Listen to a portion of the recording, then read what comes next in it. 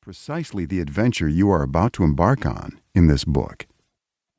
In the following sections, Greg will help you understand the process, function, and power of extraordinary hearing, the ability and skill it takes to accurately hear God's voice and distinguish it from a host of other voices. I trust that as you read Extraordinary Hearing, you too will grow in your ability to hear God's voice, and then obey whatever you hear. The Bible is alive.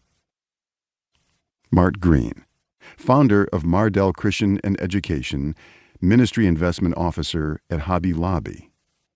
August 2022. Introduction. God is calling. The first time God spoke to me, I was sitting inside a dark storage cabinet. Hear me out on this. Don't judge me yet. I found it nearly impossible to get a loan back at Texas A&M University in 1987.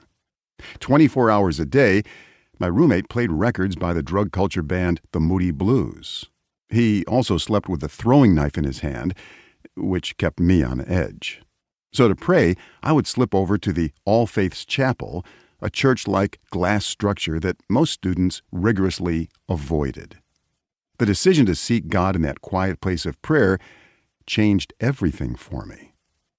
While I prayed there, a mysterious, quiet student with striking blue eyes attracted my attention. Most days she would play the piano and sing worship songs for a long time. She seemed to embody the stillness and spirituality I was chasing after. And I might have wanted to pursue some other qualities she had, too, but this story isn't about that right now. One day, while on my knees in the chapel trying to connect with God, even in the stillness of that austere place of worship, something about praying with a few people walking around felt a bit too public for me to concentrate. I attended InterVarsity Christian Fellowship at the time, which had a cabinet in the back of the chapel used for storing Bibles, hymnals, and boxes of the Gospel of John suitable for mass distribution. The cabinet stood just 1.5 feet off the ground, built into a wall.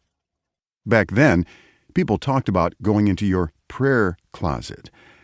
So one day, feeling the intense need to get alone with God, I climbed up into that cabinet, sat down on a box, and deftly pulled the door closed without smashing my fingers.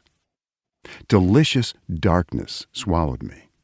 I remember the smooth, dusty feel of cardboard boxes all around and the reassuringly religious smell of musty hymnals. I reveled in the quiet hour I spent there, the supreme silence you find only in an isolated closet inside a ghostly, still chapel.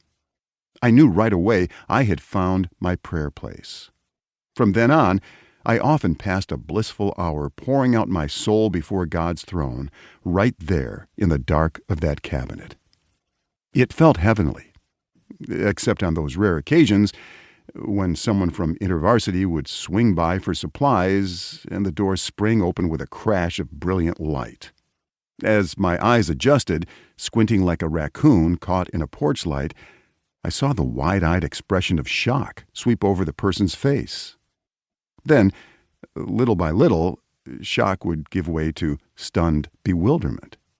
Next, as they came to grasp that a student had inexplicably perched himself in the cabinet, it got awkward. No social etiquette exists for what to do when someone discovers you praying in a storage cabinet. Perhaps I should have confidently reached over and offered the person a hymnal, as though I were hunched up there for just that purpose.